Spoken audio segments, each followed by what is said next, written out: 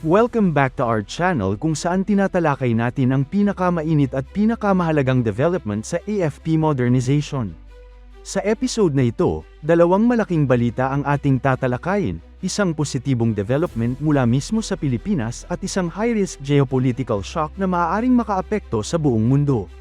Una, Philippine-made drones na develop ng MSU Iligan Institute of Technology, ngayon ay unti-unti nang ini-integrate ang artificial intelligence, isang napakahalagang hakbang para sa local defense technology at autonomous systems ng bansa.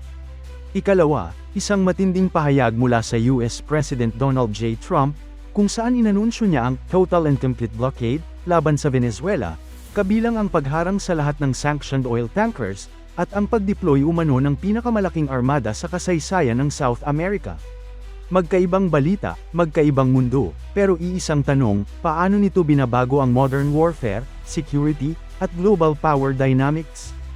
Pero bago tayo magpatuloy, tandaan natin na ang matatag na Pilipinas ay hindi lang nabubuo sa lakas militar, kundi sa maayos na pamahalaan, paglaban sa korupsyon, pagtanggi sa political fanaticism, at pagsugpo sa fake news. Mahalaga yan para sa tunay na seguridad at katatagan ng bansa. Magsimula tayo dito sa sarili nating bakuran. Sa isang chilly morning sa Bukidnon, ayon sa opisyal na post ng MSU Iligan Robotics, Instrumentation, and Control Engineering Laboratory, tuloy-tuloy ang testing ng EAVRAM Mini at DEAVRAM drones, mga locally designed, expendable aerial vehicles na ngayon ay dinadagdagan na ng AI functions. Importante ang salitang expendable, ibig sabihin, ang design philosophy ng mga drone na ito ay low-cost, mission-specific, at hindi masakit palitan kung mawala, isang konseptong napatunayang epektibo sa modern conflicts tulad ng Ukraine War. Ngayon, bakit napakahalaga ng AI integration? Kapag sinabing AI sa drones, hindi ito simpleng autopilot lang.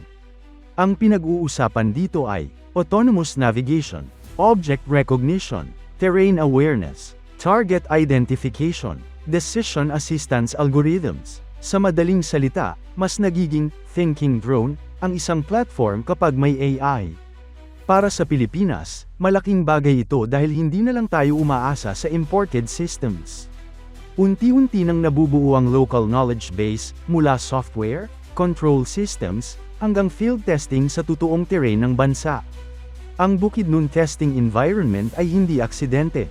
Iyan ay may halo ng forested areas, elevation changes, at unpredictable weather, eksaktong klase ng kondisyon na hinaharap ng AFP sa real operations. Kung maayos ang AI training data sa ganitong environment, mas handa ang system para sa real-world deployment. Hindi rin ito hiwalay sa mas malaking larawan. Sa mga nagdaang taon, nakita natin ang Sidlak Kanaway Project, locally developed ISR drones, University-led defense R&D, collaboration ng academy at security sector. Ang MSU IIT project ay patunay na hindi lang Manila-centric ang defense innovation. Mindanao mismo ay nagiging critical hub ng future military technology development. At tandaan, ang AI drone capability ay dual use. Hindi lang ito pang military, pwede rin itong gamitin sa disaster response, search and rescue, forest monitoring, border surveillance, maritime awareness. Ibig sabihin, ang investment sa ganitong technology ay may civilian at national security returns.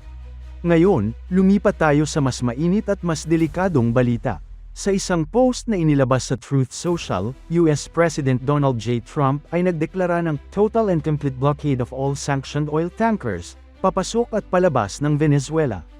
Ayon sa kanyang pahayag, ang Venezuela umano ay completely surrounded, may pinakamalaking armada sa kasaysayan ng South America. Gumagamit ng oil para pondohan ng terrorism, drug trafficking, at human trafficking. Dagdag pa rito, idineklara rin niya ang Maduro regime bilang isang foreign terrorist organization, isang napakabigat at bihirang designation. Para malinaw, ang blockade ay hindi simpleng sanction.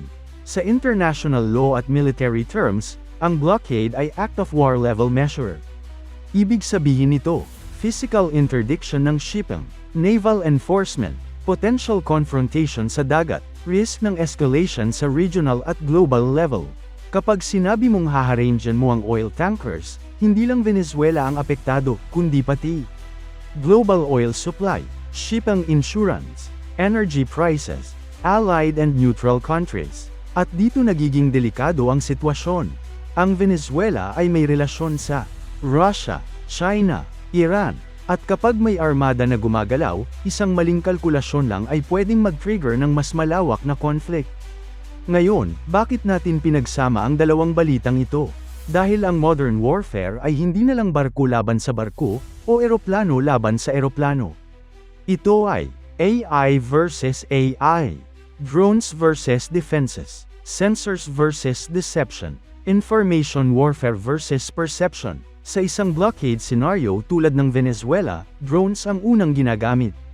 Maritime surveillance drones, ISR UAVs, long-endurance platforms, expendable scout drones. Dito pumapasok ang kahalagahan ng AI-enabled, low-cost drone systems, katulad ng DINE develop sa Pilipinas. Ang mga bansang may kakayahang mag-develop ng sariling autonomous systems ay hindi madaling ma-pressure, dahil hindi sila totally dependent sa foreign suppliers. Para sa Pilipinas, na nasa isang strategically sensitive region, South China Sea, Luzon Strait, at Western Pacific, ang ganitong capability ay strategic insurance. Hindi ito tungkol sa aggression. Ito ay tungkol sa deterrence, awareness, self-reliance. Unang aral, technology is power. Hindi kailangang pinakamalaki ang barko mo, basta alam mo ang nangyayari, may mata ka sa himpapawid, may data ka sa tamang oras. Ikalawa, academy-led innovation works. Ang MSUIIT project ay patunay na hindi kailangang imported lahat. Local talent can deliver. Sustained testing leads to maturity. Ikatlo, global tensions will increase. Ang US-Venezuela situation ay senyales na economic warfare is escalating, energy is weaponized, maritime routes are becoming battlegrounds. At sa ganitong mundo, ang bansang walang sariling capability ay laging nasa alanganin. Sa isang banda, may AI-enabled Philippine-made drones na tahimik na time test sa kabundukan ng Bukidnon, walang ingay, walang drama, pero may malinaw na direksyon. Sa kabila, may superpower na nagdedeklara ng total blockade, may armada, at may banta ng escalation. Ito ang mundo ngayon, tahimik na innovation sa ilalim, maingay na power plays sa ibabaw. Ang tanong para sa Pilipinas, magiging spectator ba tayo, o magiging handa? Kung ang sagot ay handa, nagsisimula yun sa local technology, AI capability, autonomous systems, strategic thinking. At sa puntong yun, ang mga proyektong tulad ng sa MSUIIT ay hindi maliit na balita. Ito ay pundasyon ng future national security. Maraming salamat sa panunood.